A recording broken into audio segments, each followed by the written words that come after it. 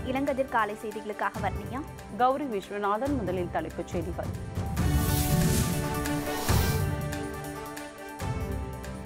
Christmas பண்டிகை உலகம் முழுவதும் உற்சாக கொண்டாட்டம்.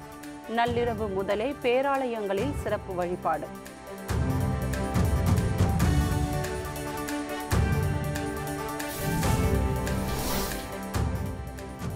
இந்தியாவின் முதல் நீளமான ரயில்வே பாலம் பிரதமர் நரேந்திர மோடி இன்று திறந்து வைக்கிறார்.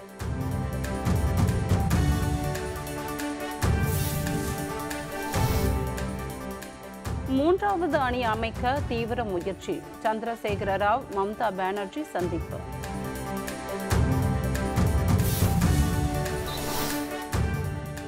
பள்ளி கல்வி இயக்குநர் அலுவலகத்தில் உண்ணாவிரதம். ஆயிரக்கணக்கான இடைநிலை ஆசிரியர்கள் கைது.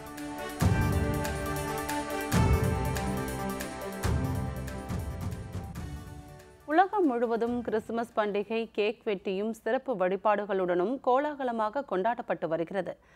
அன்பால் உலகை ஆட்கொண்ட இறைமகன் இயேசு மனிதராய் அவதரித்த புனித நாளை கிறிஸ்துமஸ் பெருவிழாவாக உலகம் முழுவதும் உள்ள கிறிஸ்துவர்கள் கொண்டாடி வருகின்றனர்.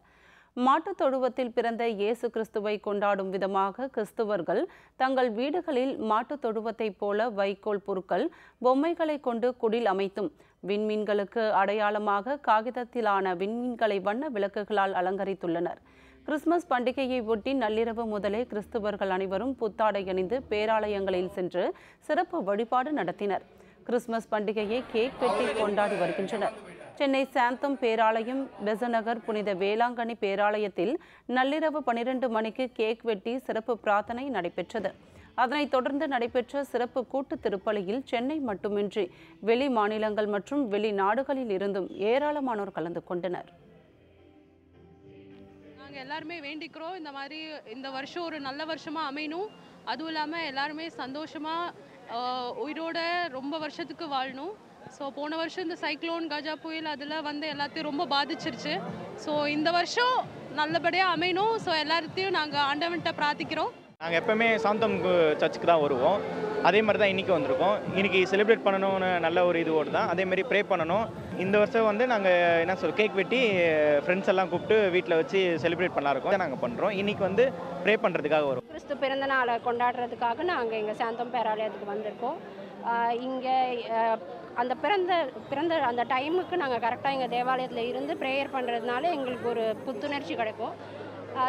சாந்தம் மயிலப்பூரில் நாங்கள் 20 வருஷமாக இருக்கோம். ஒவ்வொரு வருஷமும் கிறிஸ்மஸ்க்கு இங்கே தான் வந்து கொண்டாடுவோம். இந்த வருஷம் எல்லா வருஷத்தோடையும் இந்த வருஷம் ஸ்பெஷலாக இருக்கும். குடும்பத்துடன் இந்த சாந்தோம் தேவாலயத்தில் திருப்பலிக்காக வந்துள்ளோம். இன்றைய தினத்தில் இயேசு கிறிஸ்துவானவர் இந்த உலகத்தில் பிறந்துள்ளார். அவர் அன்பு, சமாதானம், இரக்கத்தை அறிவிப்பதற்காக பிறந்துள்ளார். இந்த வருஷம் எங்களோட ஒரு புது வருடமாக கொண்டாட இருக்கின்றோம். இந்த வருஷம் இன்னும் ரொம்ப மகிழ்ச்சியாக சந்தோஷமாக இருக்கும் கொண்டாட வந்திருக்கோம். நாங்கள் வருஷம் இங்கே கொண்டாட வருவோம். இங்கே வரும்போது இயேசு கிறிஸ்துவோட ஆசையை நாங்கள் ரொம்ப பெறாமல் எங்களுக்குள்ள மகிழ்ச்சியாகவும் இருக்கும். இங்கே வரும்போது நான் நிறைய சகோதரத்தையும் எல்லாருடைய ஒரு நட்பையும் கிடைக்கிற மாதிரி எங்களுக்குள்ள ஒரு ஃபீல் ஆகுது. இன்றைக்கி நைட்டு பார்த்தீங்கன்னா இங்கே எல்லாருமே ரொம்ப மகிழ்ச்சியாக ரொம்ப சந்தோஷத்தோடு இருக்காங்க. நாங்கள் இயேசு கிறிஸ்துவோட ஆசையை ரொம்ப பெறுற மாதிரி எங்களுக்குள்ள ஒரு மனசுக்குள்ள ஒரு சந்தோஷமாக இருக்குது. சாந்தோமில் ரொம்ப ஃபேமஸாக இருக்கிறதுனால நாங்கள் இவ்வளோ தூரம் ட்ராவல் பண்ணி வந்திருக்கோம். எல்லா வருஷமும் கிறிஸ்மஸ்க்கு இங்கே தான் வருவோம். இந்த வருஷம் எப்போவுமே வந்து சர்ச்சில் வந்து தான் செலிப்ரேட் பண்ணுவோம். மார்னிங் மாதம் இருக்குது, இந்த ஈவ் மாதம் இருக்குது. மோஸ்ட்டாக ஈவ் மாதம் தான் ரொம்ப ஃபேமஸ்ங்கிறனால அதுதான் செலிப்ரேட். நான் சின்ன வயசுலேருந்து இங்கே தான் வரேன். உலக புகழ்பெற்ற வேளாங்கண்ணி புனித ஆரோக்கிய மாதா பேராலயத்தில் நள்ளிரவு சிறப்பு பிரார்த்தனை நடைபெற்றது. இதில் தமிழகம் மட்டுமின்றி வெளி மாநிலங்களில் இருந்தும் ஆயிரக்கணக்கானோர் கலந்து கொண்டு கிறிஸ்துமஸ் விழாவை கொண்டாடி மகிழ்ந்தனர். கிறிஸ்துமஸ் பண்டிகையை ஒட்டி வேளாங்கண்ணி பேராலயத்தில் இன்று காலை தமிழில் சிறப்பு திருப்பலியும், அதனைத் தொடர்ந்து மலையாளம், கன்னடம், ஹிந்தி, ஆங்கிலம் உள்ளிட்ட பல்வேறு மொழிகளில் சிறப்பு திருப்பலிகளும் நடைபெற உள்ளன.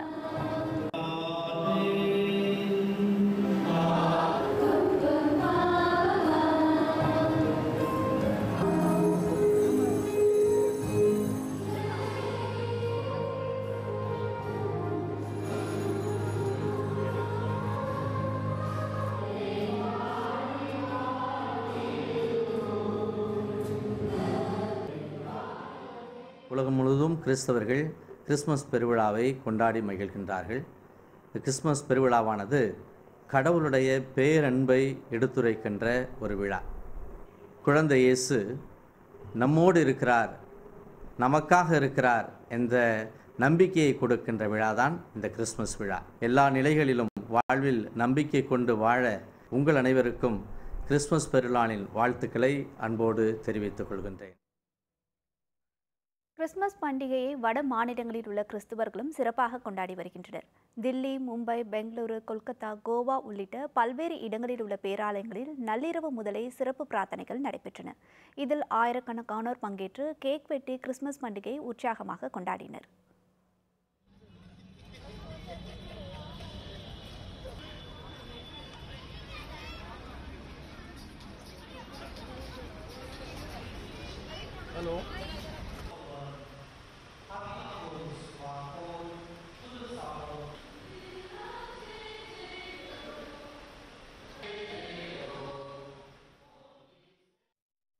அசாமில் கட்டப்பட்டுள்ள நாட்டின் முதல் நீளமான ரயில்வே பாலமும் ஆசியாவின் இரண்டாவதுமான போகிபில் பாலத்தை பிரதமர் நரேந்திர மோடி இன்று திறந்து வைக்க உள்ளார்.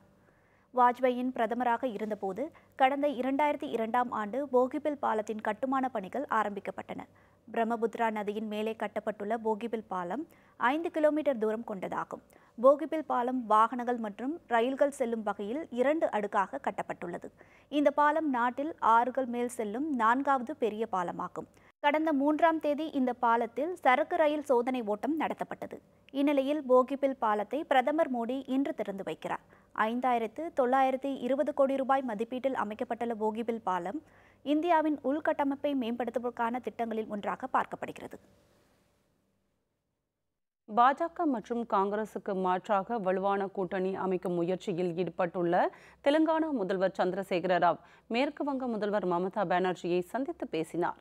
நாடாளுமன்ற தேர்தலில் பாரதிய ஜனதா, காங்கிரஸ் ஆகிய கட்சிகளுக்கு மாற்றாக 3வது அணி அமைப்பது தொடர்பாக ஒடிசா முதல்வர் நவீன் பட்நாயக்கை தெலுங்கானா முதல்வர் சந்திரசேகர ராவ் நேற்று முன்தினம் சந்தித்து பேசினார். இந்நிலையில் மேற்கு வங்க முதல்வரும் திரிணாமுல் காங்கிரஸ் கட்சி தலைவருமான மமதா பானர்ஜியை சந்திரசேகர ராவ் நேற்று கொல்கத்தாவில் சந்தித்து பேசினார். We had a discussion. We continue our dialogue. Very shortly, I think we may come out with a concrete plan, which we will let you know. I will continue to do my effort. See, this is not a small thing to take a decision right across the table, you know. We are discussing things. Something concrete will come. Wait for a time, wait for the appropriate time. Chennai பள்ளி கல்வி இயக்குநர் அலுவலகம் முன்பு உண்ணாவிரத போராட்டம் நடத்த முயன்ற 3000க்கும் அதிகமான இடைநிலை ஆசிரியர்கள் கைது செய்யப்பட்டனர். ஊதிய முரண்பாடுகளை களையக் கோரி தமிழக அரசுடன் இடைநிலை ஆசிரியர்கள் நடத்திய பேச்சுவார்த்தை தோல்வியடைந்தது. பேச்சுவார்த்தை தோல்வி அடைந்ததை தொடர்ந்து நேற்றிரவு முதல் பள்ளி கல்வி இயக்குநரக வளாகத்தில் காலவரமற்ற உண்ணாவிரத போராட்டம் நடைபெறும் என இடைநிலை ஆசிரியர்கள் அறிவித்தனர். அதன்படி உண்ணாவிரத போராட்டம் நடத்த முயன்ற 3000க்கும் அதிகமான இடைநிலை ஆசிரியர்களை போலீசார் கைது செய்தனர். வரும் ஆண்டுகளில் தமிழகத்திற்கு கூடுதலாக மருத்துவ இடங்கள் தேவை என மத்திய அரசிடம் கேட்கப்பட்டிருப்பதாக மக்கள் நல்வாழ்வுத்துறை அமைச்சர் சி. விஜயபாஸ்கர் தெரிவித்துள்ளார். அரசு மருத்துவமனைகளில் பணிபுரியும் செவிலியர்களுக்கான புதிய சீருடைகளை மக்கள் நல்வாழ்வுத்துறை அமைச்சர் சி. விஜயபாஸ்கர் அறிமுகம் செய்து வைத்தார். பின்னர் செய்தியாளர்களிடம் பேசிய அவர், தமிழகத்தில் கடந்த 6 ஆண்டுகளில் 1000 மருத்துவ இடங்கள் ஏற்படுத்தப்பட்டுள்ளதாக தெரிவித்தார். இந்திய மருத்துவ கவுன்சிலுக்கு மாற்றாக தேசிய மருத்துவ ஆணையம் கொண்டு வருவது தொடர்பாக தமிழக அரசின் சார்பில் எழுத்துப்பூர்வமான கடிதம் நாடாளுமன்ற நிலைக்குழுவிற்கு அனுப்பியுள்ளதாகவும் இதற்கு அதிமுக நாடாளுமன்ற உறுப்பினர்களும் தமிழக அரசும் தொடர்ந்து அழுத்தம் கொடுத்து வருவதாகவும் அமைச்சர் சி. விஜயபாஸ்கர் கூறினார். மற்ற மாநிலங்கள் தங்களுடைய நிலையை தக்க வைத்துக் கொள்வதிலே சிரமமாக இருக்கக்கூடிய இந்த சூழலில் 2500 கோடிக்கு மேலாக இன்ஃப்ராஸ்ட்ரக்சர் ஃபேக்கல்ட்டி இந்திய அளவில் இதுவரை இல்லாத அளவுக்கு ஒரே ஆண்டு அதிநவீன விலை உயர்ந்த கருவிகளை எல்லாம் நம்ம மருத்துவக் கல்வியில் அமைத்ததன் மூலமாகவும் வலுவான சிவில் நம்முடைய கட்டமைப்புகளை உருவாக்கிய காரணத்தினாலையும் நம்ம 1000 MBBS சீட்டை இந்த 6 ஆண்டுகளில் நம்ம இன்க்ரீஸ் செஞ்சுருக்கிறோம். சிலை கடத்தலில் குற்றம் நிரூபிக்கப்பட்டால் கடும் நடவடிக்கை. அறநிலைத்துறை அமைச்சர் சேவூர் ராமச்சந்திரன் உறுதி. விவரம் விளம்பர இடைவேளைக்கு பிறகு.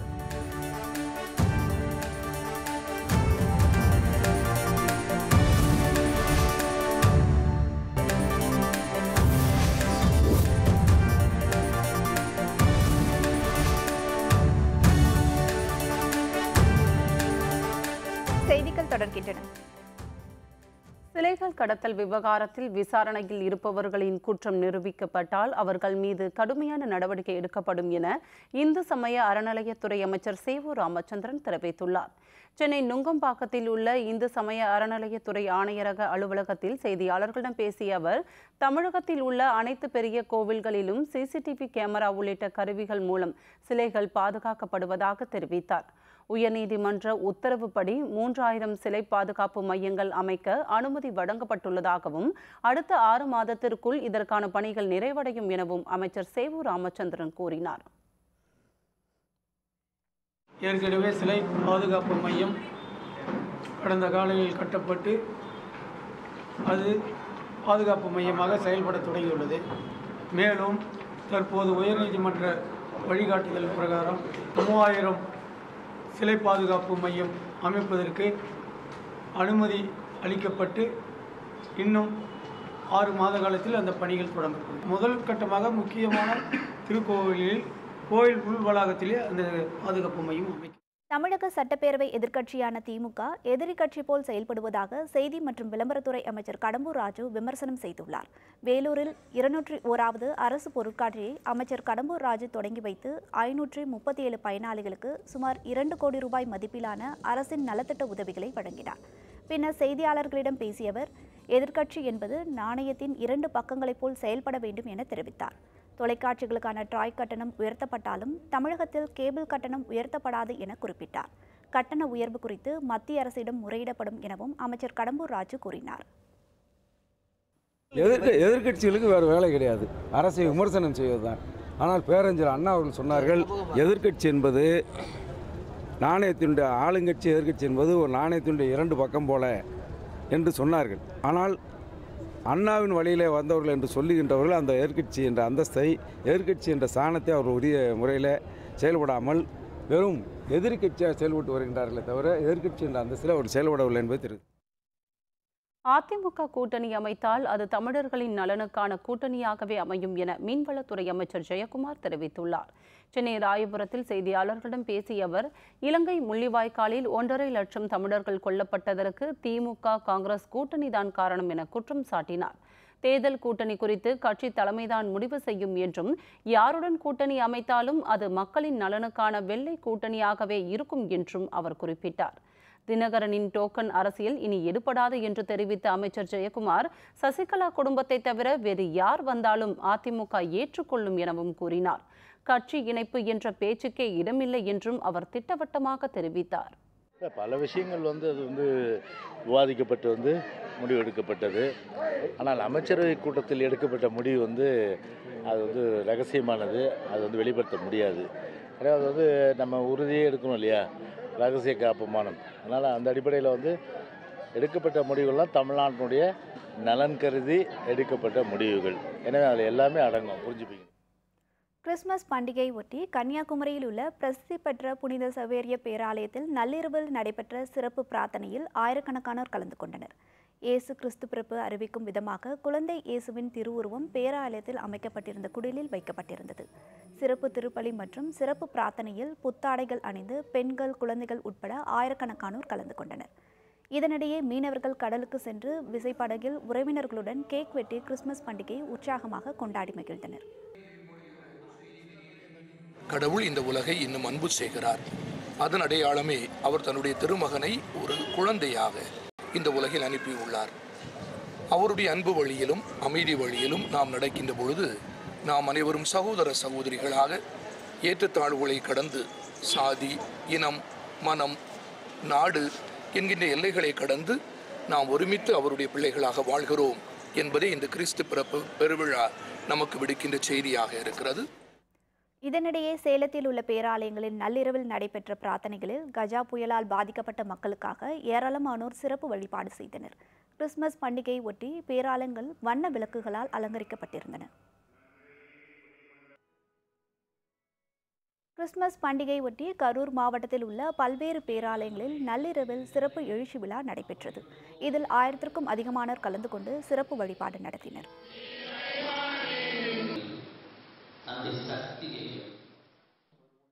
கிறிஸ்துமஸ் பண்டிகையை ஒட்டி மதுரை கீழவாசல் பகுதியில் உள்ள 166 ஆண்டுகள் பழமை வாய்ந்த தூய மரியன்னை பேராலயத்தில் சிறப்பு திருப்பலி மற்றும் பிரார்த்தனை நடைபெற்றது.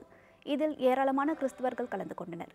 இதேபோன்று கடலூர், கோவை, திருவண்ணாமலை, திருநெல்வேலி, ஈரோடு, பெரம்பலூர் உள்ளிட்ட தமிழகத்தின் பல்வேறு இடங்களில் உள்ள பேராலயங்களில் நள்ளிரவு நடைபெற்ற சிறப்பு பிரார்த்தனையில் ஆயிரக்கணக்கானோர் பங்கேற்றனர்.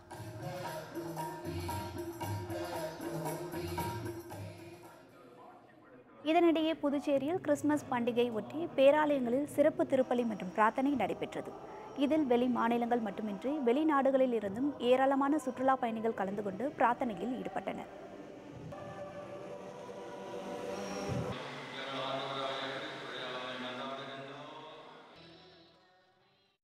கிறிஸ்துமஸ் பண்டிகையை ஒட்டி ஈரோட்டில் 600 கிலோ எடை கொண்ட கேக்கில் மாதா கோவில் வடிவமைக்கப்பட்டுள்ளது.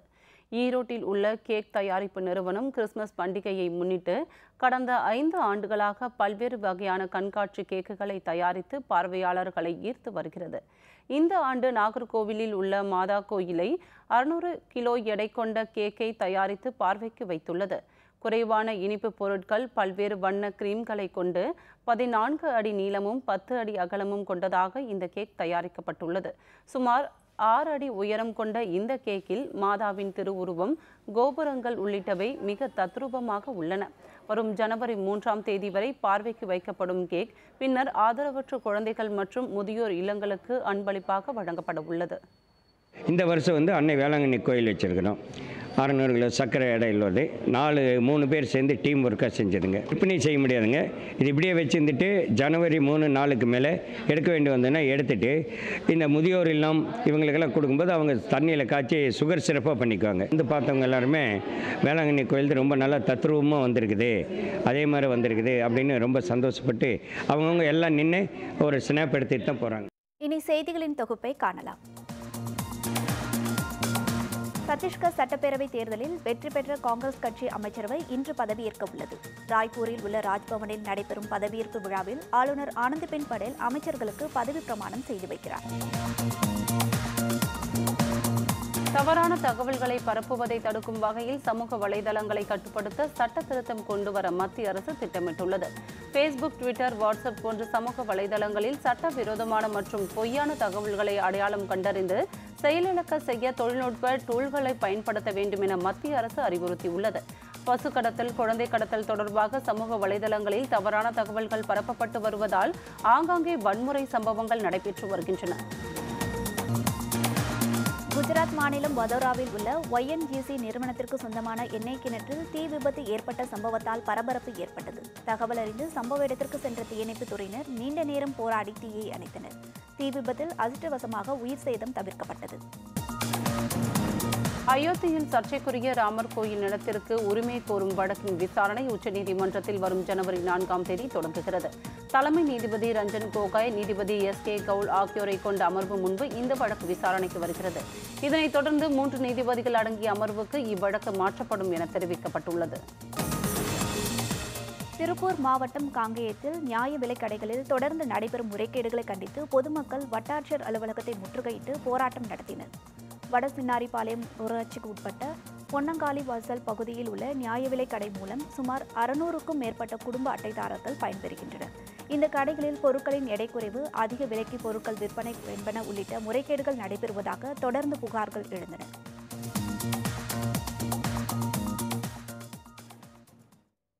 இந்தோனேஷியாவை தாக்கிய சுனாமி, பலி எண்ணிக்கை 373ஆக அதிகரிப்பு.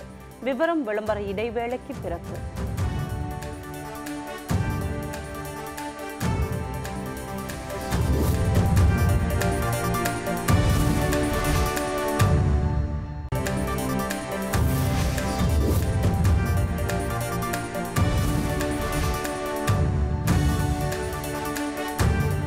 செய்திகள் தொடர்கின்றன. இயேசு கிறிஸ்து அவதரித்த இடமான பெத்லஹேமில் கிறிஸ்துமஸ் பண்டிகை உற்சாகமாக கொண்டாடப்பட்டு வருகிறது. இயேசு கிறிஸ்துவின் பிறந்த தினமான இன்று உலகம் முழுவதும் கிறிஸ்துமஸ் பண்டிகை உற்சாகமாக கொண்டாடப்பட்டு வருகிறது. இயேசு கிறிஸ்து அவதரித்த இடமான பாலஸ்தீனத்தில் உள்ள பெத்லஹேமிலும் கிறிஸ்துமஸ் விழா களை கட்டியுள்ளது. இதையொட்டி அங்குள்ள மேன்ஜர் சதுக்கத்தில் 52 அடி உயரமுள்ள கிறிஸ்துமஸ் மரம் நடப்பட்டு வண்ண விளக்குகளால் ஒளியூட்டப்பட்டுள்ளது. ஜெருசலேம் நகர பேராயர் பிபர் பாட்டிஸ்டா உள்ளிட்ட ஏராளமானோர் ஜெருசலேமிலிருந்து பெத்லஹேமிற்கு ஊர்வலமாக சென்று 4ஆம் நூற்றாண்டில் கட்டப்பட்ட தேவாலயத்தில் கிறிஸ்துமஸ் தின இரவு சிறப்பு வழிபாடுகளில் நடத்தினர். இயேசு கிறிஸ்து பிறந்த இடத்தை காண ஏராளமானோர் குவிந்து வருகின்றனர்.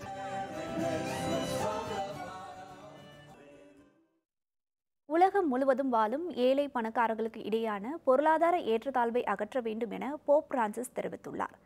இத்தாலியில் உள்ள வாட்டிகன் சிட்டியில் நடைபெற்ற கிறிஸ்துமஸ் தின கொண்டாட்டங்களை ரோமன் கத்தோலிக்க கிறிஸ்துவ மக்களின் பேராயர் போப் பிரான்சிஸ் வழிநடத்தினார். செயின்ட் பீட்டர்பர்க் சதுக்கத்தில் உள்ள தேவாலயத்தில் சுமார் 10,000க்கும் அதிகமானோர் கிறிஸ்துமஸ் தின இரவு நேர சிறப்பு பிரார்த்தனையில் பங்கேற்றனர். சிறப்பு பிரார்த்தனையில் பேசிய போப் பிரான்சிஸ் ஏழை பணக்காரர்களுக்கு இடையே நிலவும் பொருளாதார ஏற்றத்தாழ்வுகளை நீக்கி அனைவரும் அன்புடன் வாழ வேண்டும் என குறிப்பிட்டார்.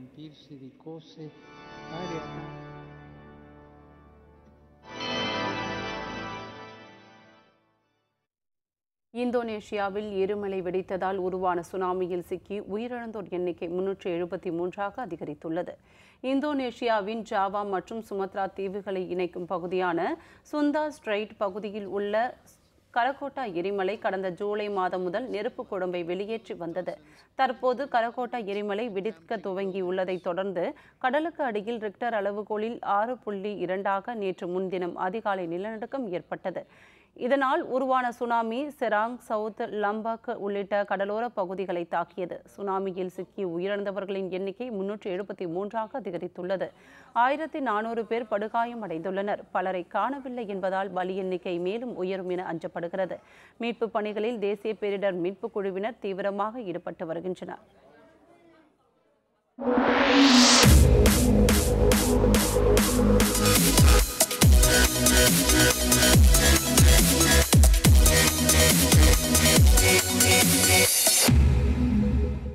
இந்தியா ஆஸ்திரேலிய அணிகளுக்கு இடையான 3வது டெஸ்ட் போட்டி மெல்பர்ன் நகரில் நாளை தொடங்குகிறது. இதனையொட்டி இரு அணி வீரர்களும் தீவிர பயிற்சியில் ஈடுபட்டுள்ளனர். இந்திய அணி ஆஸ்திரேலியாவில் சுற்றுப்பயணம் மேற்கொண்டு விளையாடி வருகிறது. 20 ஓவர் போட்டி 1-1 என்ற கணக்கில் சமனில் முடிந்தது. இரு அணிகளுக்கும் இடையான டெஸ்ட் தொடர் நடைபெற்று வருகிறது. முதல் போட்டியில் இந்திய அணியும் 2வது போட்டியில் ஆஸ்திரேலிய அணியும் வெற்றி பெற்றன. இந்நிலையில் 3வது டெஸ்ட் போட்டி மெல்பர்ன் நகரில் நாளை தொடங்குகிறது. இதனையொட்டி இரு அணி வீரர்களும் தீவிர பயிற்சியில் ஈடுபட்டுள்ளனர். இதுவரை நடைபெற்ற 2 போட்டிகளில் இரு அணிகளும் தலா 1 வெற்றி பெற்றுள்ளதால் 3வது போட்டியில் வெற்றி பெற்று தொடரில் முன்னிலை வகிக்க இரு அணி வீரர்களும் கடுமையாக போராடுவார்கள் என எதிர்பார்க்கப்படுகிறது. இந்திய சுதந்திர போராட்டத்தில் ஆண்களுக்கு இணையாக பெண்களும் களத்தில் இறங்கி ஆங்கிலேயருக்கு எதிராக போரிட்டு புரட்சிக்கு வித்திட்டவர் வீரமங்கை வேலு நாச்சியார். அவரது வீரம், விவேகம், தாய்நாட்டு பற்று ஆகியவை இன்றும் பட்டொளி வீசி பறந்து கொண்டிருக்கிறது. அது குறித்து இந்த நாள் பகுதியில்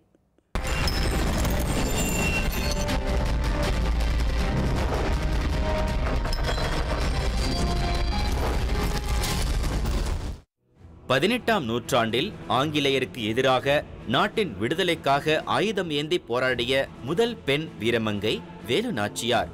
ராமநாதபுரம் மாமன்னர் செல்லமுத்து சேதுபதி சக்கந்தி முத்தாத்தாளுக்கு 1730ஆம் ஆண்டு ஒரே பெண் வாரிசாக பிறந்தவர் வேலு நாச்சியார். ஆணுக்கு நிகராக ஆயுத பயிற்சி, பல்வேறு மொழிகள் கற்றுத் தேர்ந்தார்.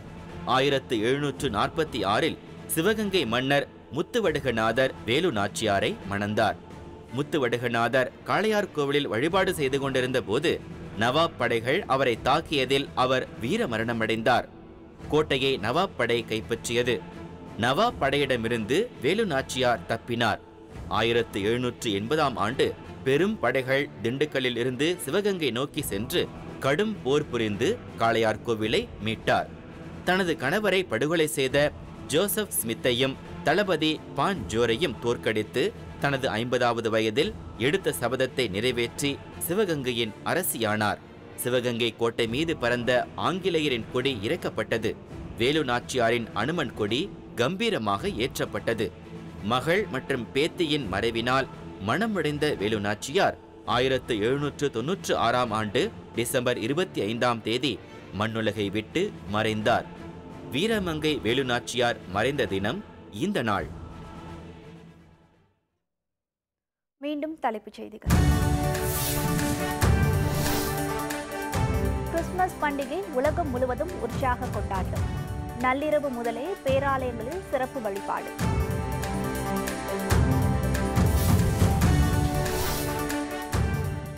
இந்தியாவின் முதல் நீளமான ரயில்வே பாலம் பிரதமர் மோடி இன்று திறந்து வைக்கிறார்.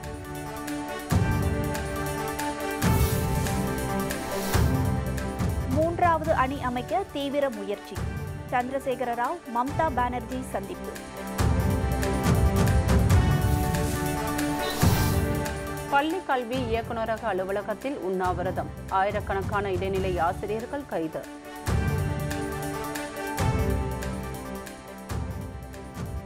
இத்துடன் வேந்தரின் இளங்கதிர் காலை செய்திகள் நிறைவடைந்தன.